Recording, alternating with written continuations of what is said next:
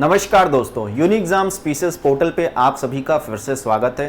तो जैसा कि हम जो है एनवायरनमेंट एंड इकोलॉजी सीरीज़ के अंदर प्रीवियस ईयर्स यूपी पीसेस के द्वारा पूछे गए सवालों को डिस्कस कर रहे हैं और आज जो है इस सीरीज़ का अगर एनवायरनमेंट की बात की जाए तो ये आज का आखिरी जो है पार्ट है। फाइन। और अगर अब तक हम बात करें तो एनवायरनमेंट एंड इकोलॉजी के 10 सालों के सवाल अगर आज को इंक्लूड कर लिया जाए तो हमने कवर किया। और अगर आप एनवायरनमेंट एंड इकोलॉजी के क्वेश्चंस देखेंगे तो बहुत सारे सवाल आपको रिपीटेड मिलेंगे। फाइन।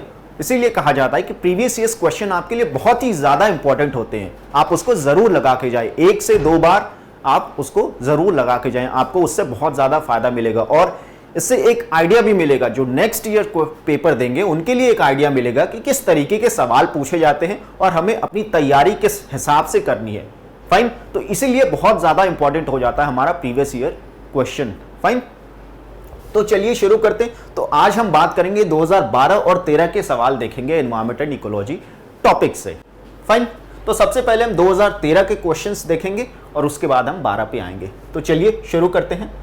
तो पहला जो सवाल है हमसे पूछा जा रहा है कि the radiation that is absorb by ozone present in the atmosphere, कौन सा जो रेडिएशन है इनमें से कौन सा रेडिएशन जो ओजोन लेयर है हमारे एटमॉस्फेयर में, किस लेयर में देखने को मिलता है? ओजोन लेयर, स्ट्रेटोस्फेरिक लेयर जो एब्जॉर्ब करता है, इनमें से कौन सा रेडिएशन देखने को मिलेगा? इंफ्रारेड, विजिबल, अल्ट्रावायलेट या फिर माइक्रोवेव। तो यहां पे सिंपल क्वेश्चन है ये भी जो है सवाल रिपीटेड क्वेश्चंस के कैटेगरी में आता है और इसका जो उत्तर होगा वो है option c, that is ultraviolet radiation को जो है हमारा ozone layer, ozone present in the stratospheric layer, उसको क्या करता है?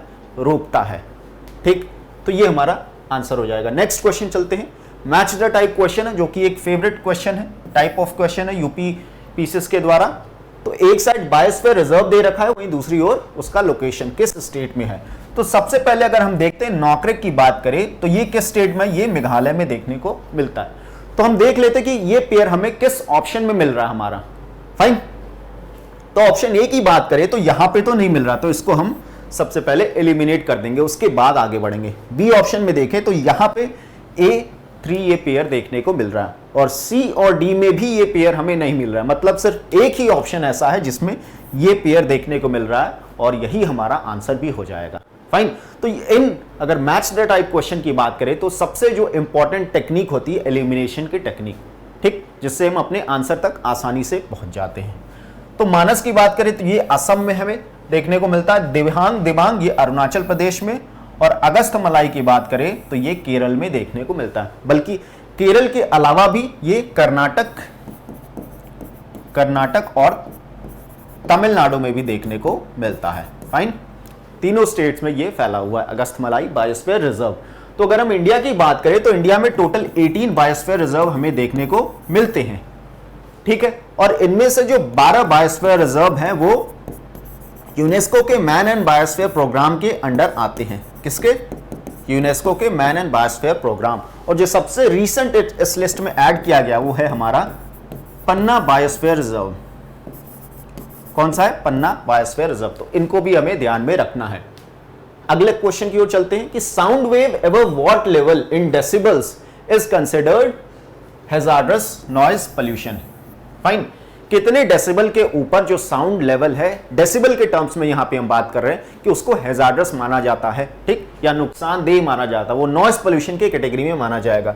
30 डेसिबल या फिर 40 या फिर 60 या 80 डेसिबल। तो यहां पे अगर हम बात करें तो 80 डेसिबल या इसके ऊपर का जो साउंड होता है उसको हैजार्डस साउंड के कैटेगरी में माना जाता है। फाइन। और WHO ने जो अपने हिसाब से डेफिनेशन दिया है वो कितना है? 75 डेसिबल WHO के द्वारा दिया गया है कि इससे ऊपर का जो साउंड है उसको हम हैजार्डस मानेंगे। फाइन। तो अगर हम ह्यूमन की बात करें वो किस रेंज में किस फ्रीक्वेंसी का साउंड जो है सुन सकता है, तो उसकी अगर बात की जाए यहां पे ह्यूमन रेंज, ठीक, या फिर इसको हम एकॉस्टिक साउंड वेव्स भी कहते हैं। क्या बोलते हैं? Acoustic sound wave. ठीक। तो क्या रेंज है? 20 हर्ट्ज से लेके 20 किलो हर्ट्ज। ये इस बीच का जो साउंड होता है, इस फ्रीक्वेंसी के भीतर जो है इंसान सुन सकता है। फाइन।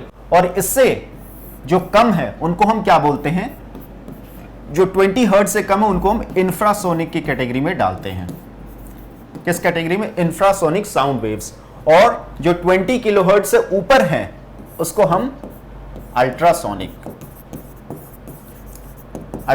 के कैटेगरी में डालते हैं। फाइन।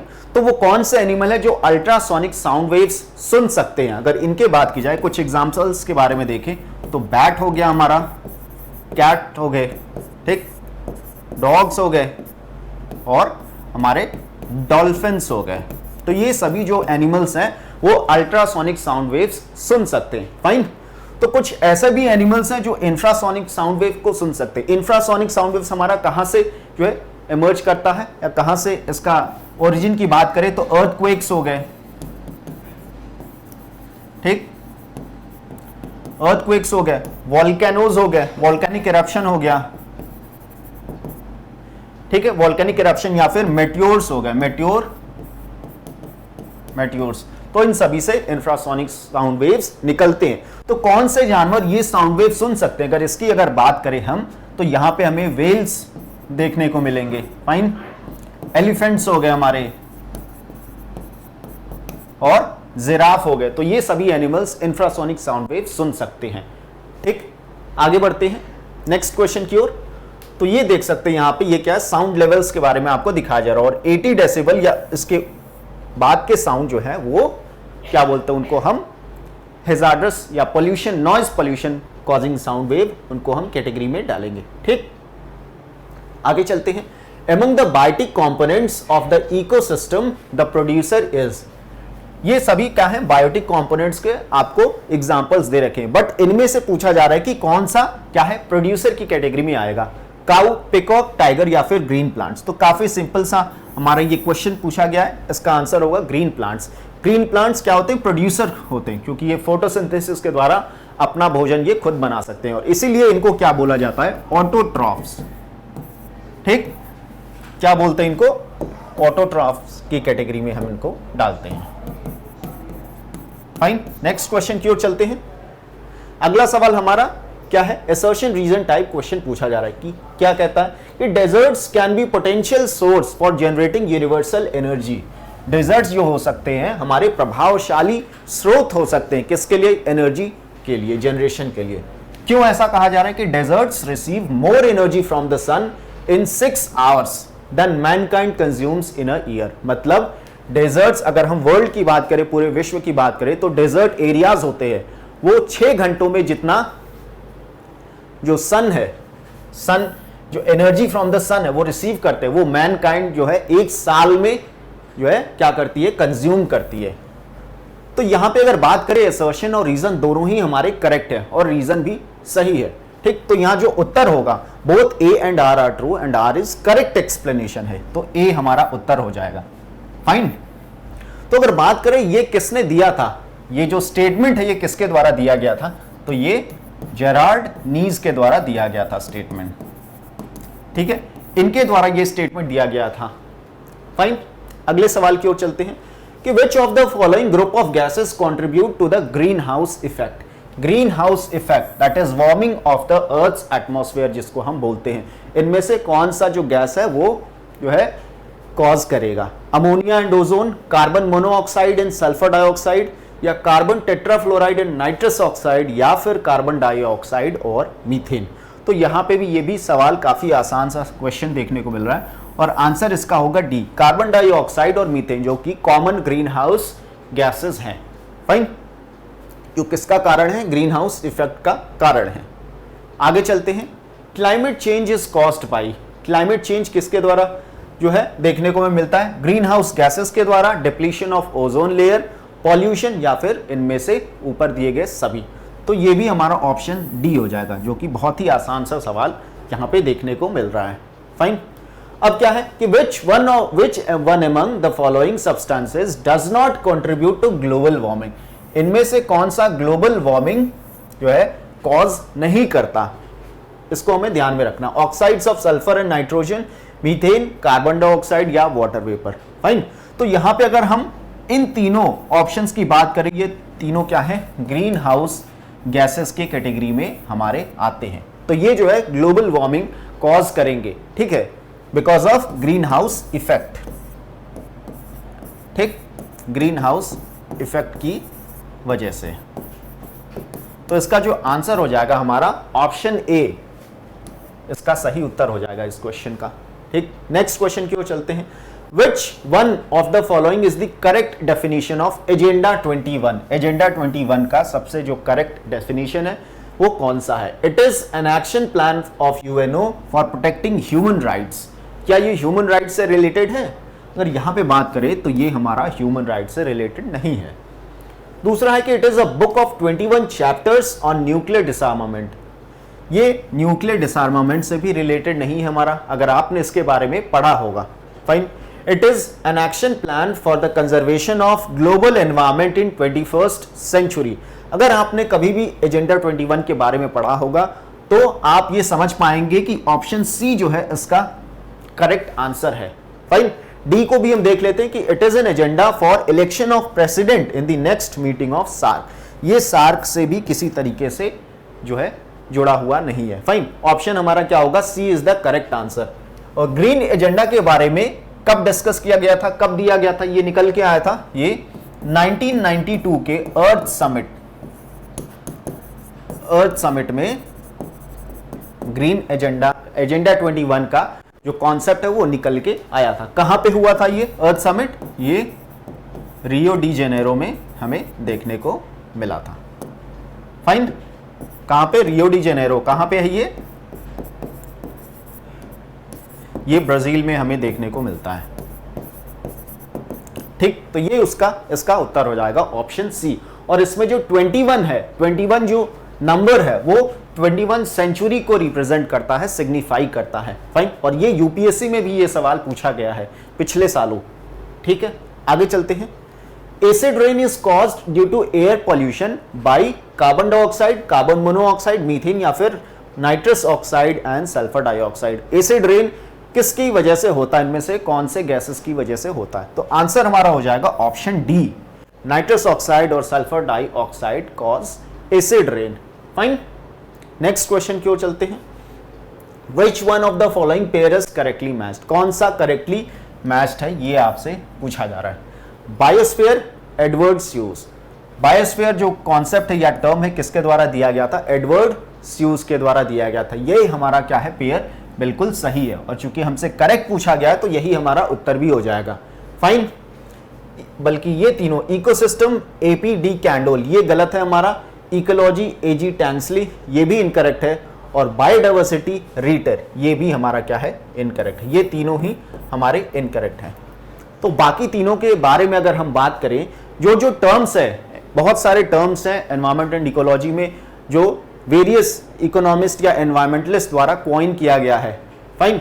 तो उसके बारे में हम जो है एक साथ यहां पे देख लेंगे। फाइन। ये आपके लिए बहुत ज्यादा इंपॉर्टेंट है, आप इसका स्क्रीनशॉट या इसको जो है अपने नोट्स में ऐड ऑन कर सकते हैं।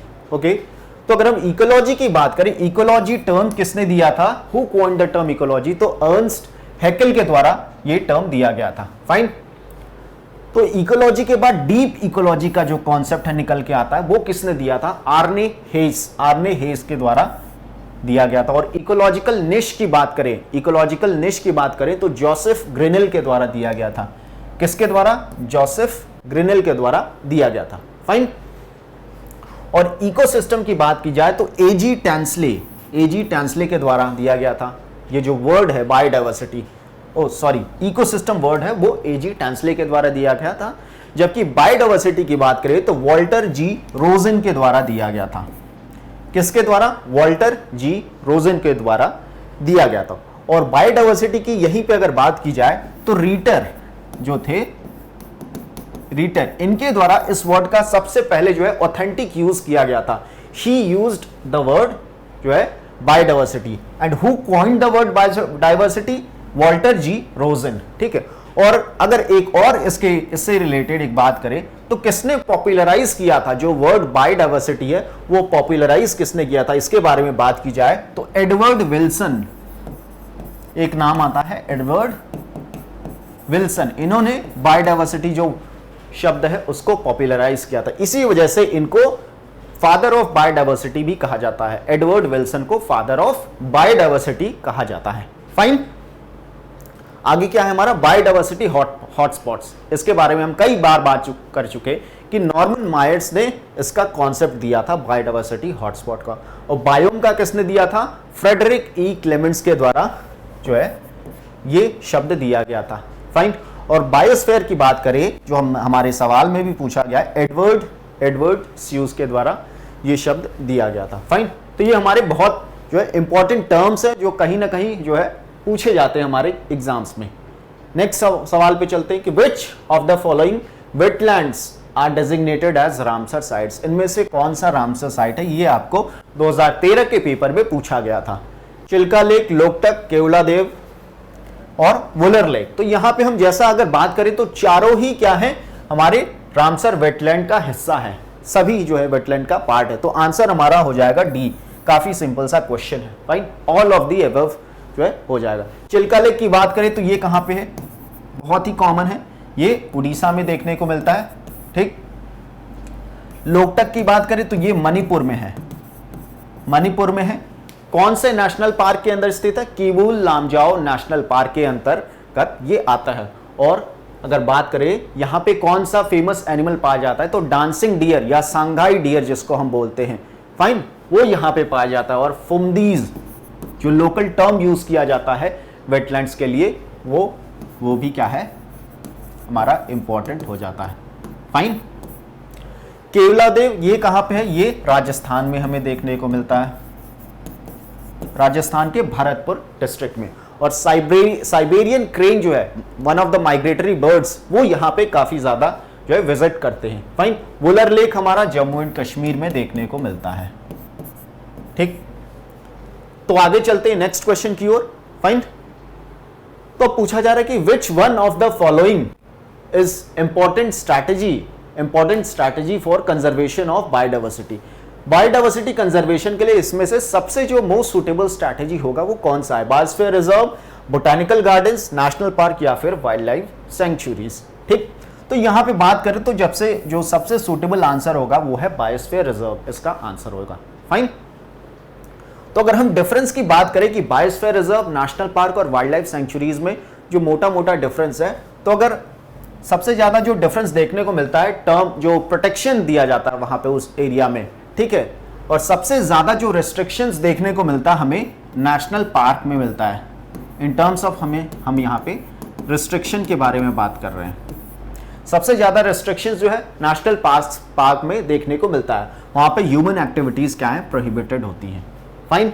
और इसके बाद जो मॉडरेट जहां पे एक तरीके से रेस्ट्रिक्शंस देखने को मिलता है वो है बायोस्फीयर रिजर्व, और सबसे कम जो है वो वाइल्ड लाइफ सेंचुरीज में देखने को मिलती है। तो ये क्या है इसका one of the differences between biosphere reserve, wild life sanctuary और नेशनल पार्क।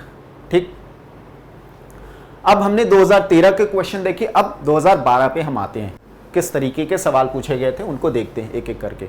तो सबसे पहला क्या है? Eco mark is given to the Indian products that are pure and unadulterated, rich in protein, environment friendly या फिर economically viable.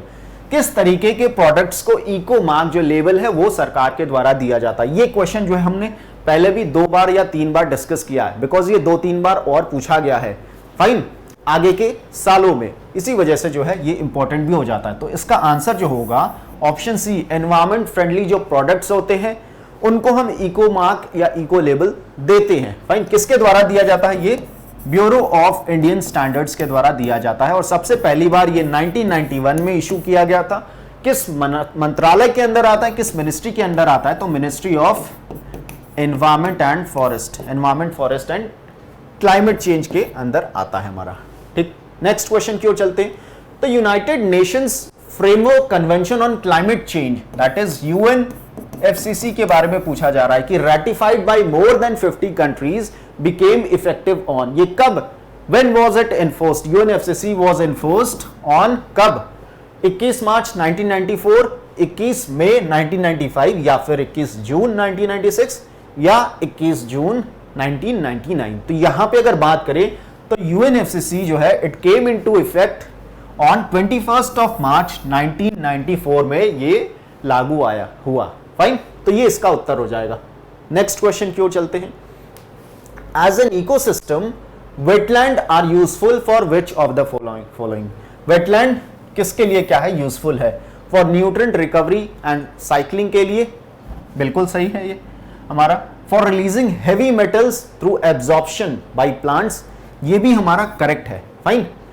In reducing siltation of rivers by retaining sediments, ये भी बिल्कुल सही है हमारा। चौथा क्या है कि ऑल ऑफ द अबव, तो सभी हमारे क्या है, करेक्ट आंसर हैं। सभी जो हैं वेटलैंड के यूजफुलनेस के बारे में हमें ये तीनों स्टेटमेंट्स बता रहे हैं, तो ये उत्तर हो जाएगा हमारा ऑप्शन डी। ठीक, नेक्स्ट क्वेश्चन की ओर जाने से पहले हम वर्ल्ड वेटलैंड डे के बारे में कुछ बात कर लेते हैं, जो हमारे एग्जाम्स में जो फैक्ट्स पूछे जाते हैं, फाइन। तो हर साल 2 फरवरी को जो है वर्ल्ड वेटलैंड डे मनाया जाता है।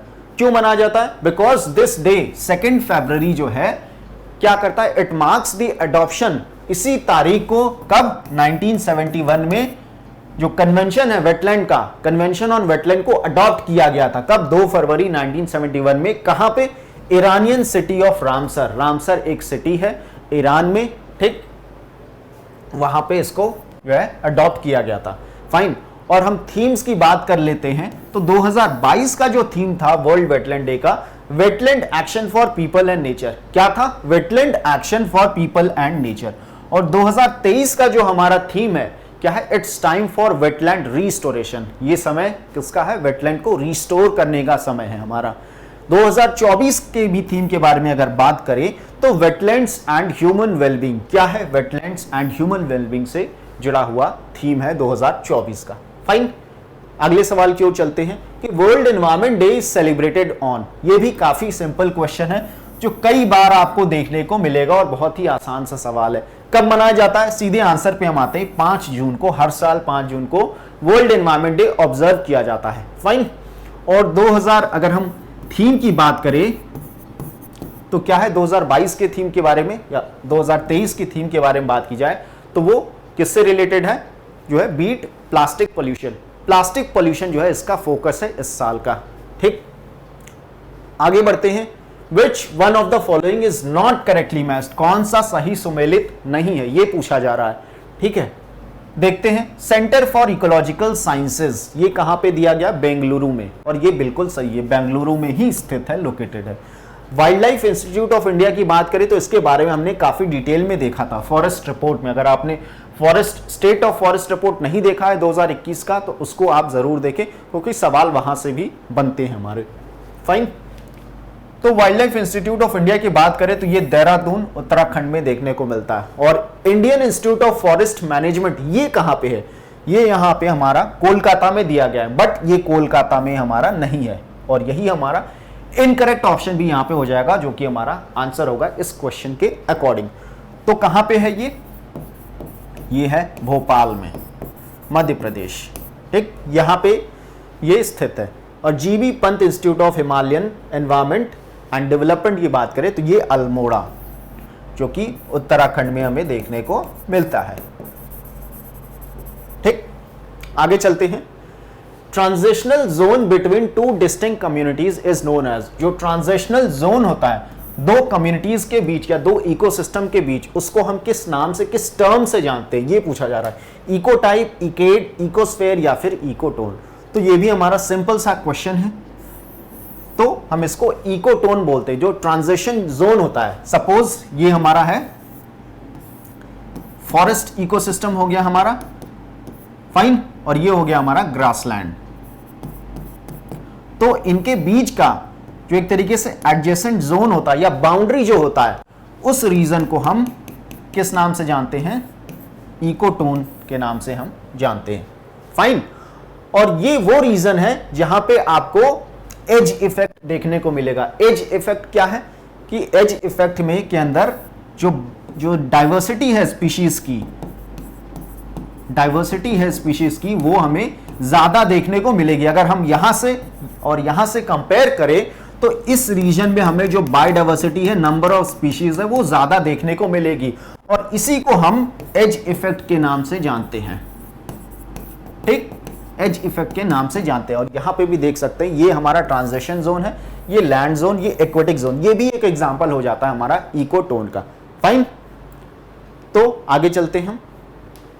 Non biotic pollutant underground water is, the non biotic pollutant जो है अंडरग्राउंड, जो कि अंडरग्राउंड वाटर में देखने को मिलता है, वो कौन सा है? बैक्टीरिया, एल्गे, आर्सेनिक या फिर वायरसेस। ठीक है, तो अगर हम ए, बी और डी की बात करें तो ये क्या है? बायोटिक कंपोनेंट के अंडर हमारे आ जाते हैं।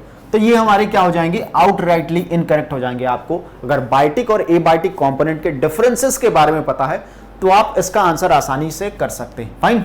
तो अगर नॉन बायोटिक पॉल्यूटेंट वो कौन सा है? हमारा उत्तर होगा आर्सेनिक, जो कि अंडरग्राउंड वाटर में हमें देखने को मिलता है। और खासकर में अगर बात करें तो बांग्लादेश में काफी ज्यादा जो प्रॉब्लम है वो देखने को मिलता है। ठीक, बांग्लादेश में। और इंडिया की अगर बात करें तो वेस्ट बंगाल में, वेस्ट बंगाल जो कि बांग्लादेश से ही क्या है? बॉर्डर्ड स्टेट है, बॉर्डरिंग स्टेट है, वहां पे भी आर्सेनिक के से रिलेटेड जो वाटर में जो वाटर पोल्यूशन है वो देखने को हमें मिलता है। इससे प्रॉब्लम क्या होता है कि अगर परमिसिबल लिमिट जो होता है उससे ज्यादा होगा अमाउंट में आर्सेनिक अगर हमारे वाटर में, अंडरग्राउंड वाटर में पाया जाएगा तो उससे स्किन कैंसर भी हो सकता है। ठीक, स्किन कैंसर, साथ साथ लीजन्स भी देखने को मिलेंगे। ठीक है, हाथों में जो है वो दाग या फोड़े जैसा देखने को हमें मिलता है, उसको स्किन लीजन्स के नाम से जानते हैं। नेक्स्ट क्वेश्चन क्यों चलते हैं? Cycling of elements in an ecosystem is called, जो है साइक्लिंग ऑफ एलिमेंट्स को हम किस टर्म से जानते हैं? ये भी सवाल आपको रिपीट किया हुआ क्वेश्चन है। Chemical cycles, bio geochemical cycles या फिर जियोलॉजिकल साइकिल या जियोकेमिकल साइकिल। तो इसका जो आंसर होगा बायो जियोकेमिकल साइकिल क्या होता है? हमारा cycling of nutrients in our ecosystem. Fine, तो ये इसका उत्तर हो जाएगा। ठीक, अगले सवाल की ओर चलते हैं। The maximum biodiversity is found in, ये भी आसान सा सवाल है, ट्रॉपिकल रेन फॉरेस्ट में, टेम्परेट फॉरेस्ट में या फिर कॉनिफेरस या आर्कटिक फॉरेस्ट। कहां पे सबसे ज्यादा बायोडाइवर्सिटी देखने को मिलती है?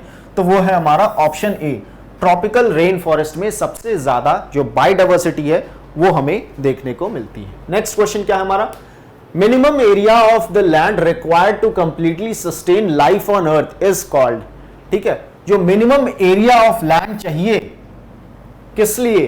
To sustain the life of a person, किसी इंडिविजुअल की अगर बात करें तो उसको हम किस टर्म से जानते हैं? बायोटा, इकोलॉजिकल फुटप्रिंट, बायोम या फिर निश। तो यहां पे बात करें ये किसके डेफिनेशन के बारे में बताया जा रहा है? तो ये है इकोलॉजिकल फुटप्रिंट के बारे में बताया जा रहा है। फाइन, क्या होता है? The minimum area of land required to completely sustain life of the person that is called ecological footprint. मतलब ह्यूमन की जो डिमांड है, जो हमारी डिमांड है अपने नेचर से, इकोसिस्टम से, जितने रिसोर्सेज की हमें नेचुरल कैपिटल की जरूरत है अपने आप को या अपने सर्वाइवल के लिए, अपने आप को सस्टेन करने के लिए, उसको हम इकोलॉजिकल फुटप्रिंट के नाम से जानते हैं। और स्टैंडर्ड जो मेजर किया जाता है, स्टैंडर्डाइज्ड मेजर इसका हम करते हैं किसके? ग्लोबल हेक्टेयर्स के टर्म में। ठीक, किसके? Global hectares. ये यूनिट होती है जिसके टर्म्स में हम ग्लोबल फुटप्रिंट को मापते हैं या इसको मेजर करते हैं। फाइन, किसने दिया था? अगर बात करें इसका जो कॉन्सेप्ट है तो विलियम रीस के द्वारा दिया गया था। इकोलॉजिकल फुटप्रिंट का जो कॉन्सेप्ट है ये किसके द्वारा दिया गया था? विलियम रीस। ठीक, इनके द्वारा कॉन्सेप्ट दिया गया था। फाइन, और अगर हम बात करें इसके बारे में तो अर्थ ओवरशूट डे भी हम हर साल जो है मनाते हैं, बट अगर हम किस डेट को मनाते हैं तो ये कोई फिक्स नहीं होता। हमारा डेट, अर्थ ओवरशूट का जो डेट है वो फिक्स नहीं होता। ऐसा क्यों होता है?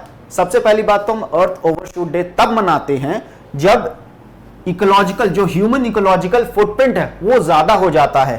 ठीक, ह्यूमन, अगर हम इसको यहां पे नोट डाउन करें तो हम तब मनाते हैं व्हेन ह्यूमन इकोलॉजिकल जो फुटप्रिंट है that is greater than nature's bio capacity. Nature's bio capacity. ठीक, मतलब क्या है कि जब ह्यूमन रिक्वायरमेंट है वो ज्यादा हो जाए, किससे? जो नेचर की भी, अब नेचर की भी अपनी एक फिक्स्ड कैपेसिटी है, एक लिमिटेशन है, उससे ज्यादा वो रिसोर्सेज को नहीं प्रोड्यूस कर सकती। तो जब हमारी जो जरूरतें होती है वो ज्यादा हो जाती है किसके कंपैरिजन में, नेचर के बायो कैपेसिटी, नेचर की कैपेसिटी के कंपैरिजन में, तो उसी दिन जिस दिन ये हमें इक्वेशन देखने को मिलता है उसी दिन को हम जो है अर्थ ओवरशूट डे के टर्म्स में मनाते हैं। फाइन। और 2000 अगर बात करें 2022 के बात करें तो इसको 28 जुलाई को ये दिन हमें देखने को मिला था, और ये दिन जो है हर साल वेरी कर सकता है। फाइन। तो ये हमारे बात करें तो ये हमारे क्या थे, क्वेश्चंस थे पिछले, अगर हम बात करें 2012 और 13 के सवाल ये थे। तो इस तरीके से जो एनवायरमेंट एंड इकोलॉजी का हमारा सीरीज था वो यही खत्म होता है। फाइन। और जिसमें कि हमने पूरा 10 साल के सवालों को देखा और उनके डिटेल्ड एक्सप्लेनेशन के बारे में भी देखा, और हर उन क्वेश्चन को डिस्कस किया जो रिपीट हुए हैं या नहीं हुए हैं, या उनसे जुड़े जो भी सवाल अगले हमारे एग्जाम्स में पूछे जा सकते हैं उनको भी हमने डिस्कस किया। फाइन। तो यही हमारा एनवायरमेंट इकोलॉजी का सीरीज खत्म होता। आगे हम जो है पॉपुलेशन सेंसस के बारे में डिस्कस करेंगे जो कि इंपॉर्टेंट टॉपिक है, और साइंस के जो प्रीवियस ईयर्स क्वेश्चन है जितना ज्यादा से ज्यादा हो सकता है, क्योंकि एग्जाम्स क्या है, डेट काफी नजदीक है, तो जितना ज्यादा से ज्यादा क्वेश्चन हो सकते हैं साइंस के भी PYQs उनको भी हम डिस्कस करेंगे। फाइन। तब तक के लिए धन्यवाद।